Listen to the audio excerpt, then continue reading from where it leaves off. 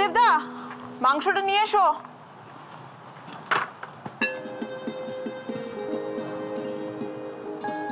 এখানে রাখো।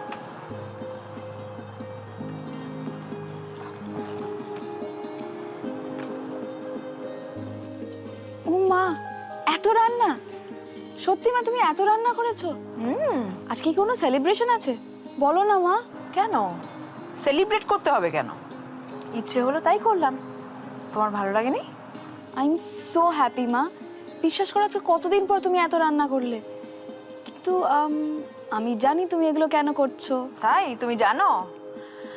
জানো যখন তাহলে জিজ্ঞেস করছো কেন? আমি যেটা ভাবছি সেটা ঠিক নাও হতে পারে, তাই। একটা আঙুল ধরো প্লিজ। আর কাজের সময় ছেলে মানুষই। একটা আঙুল, টুকু একটু ধরো। নে ধর। Yes, আমি ঠিক গেস করেছি। তুমি এগুলো অরুণ আঙ্কেলের জন্য করছো না? টুকু, কি হচ্ছে এটা? কি হলো মা, তুমি হঠাৎ রেগে গেলে কেন? রাখবো না? তোমায় কতবার বলেছি অরুণ আঙ্কেল নয়, বাবাই বলবে। ভুলে যাও তুমি? না মা, আমি অন্য কাউকে বাবাই বলে ডাকতে পারবো না। কেন? কেন রাখতে পারবে না? কেন মানে, ছোটবেলা থেকে একজনকেই আদর করে বাবাই বলে ডেকে এসছি আমি। আমি কিচ্ছু জানি না।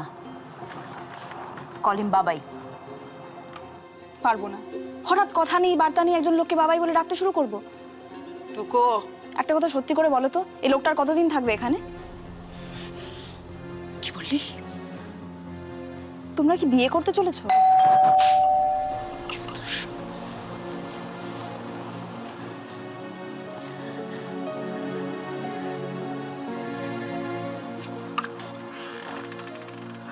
বাবা এসো।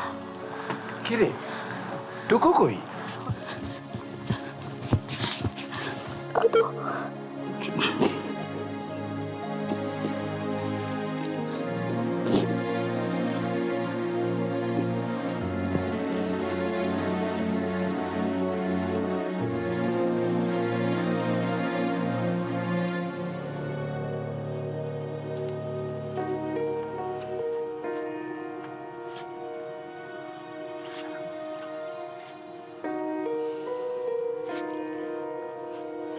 এই দেখো মা,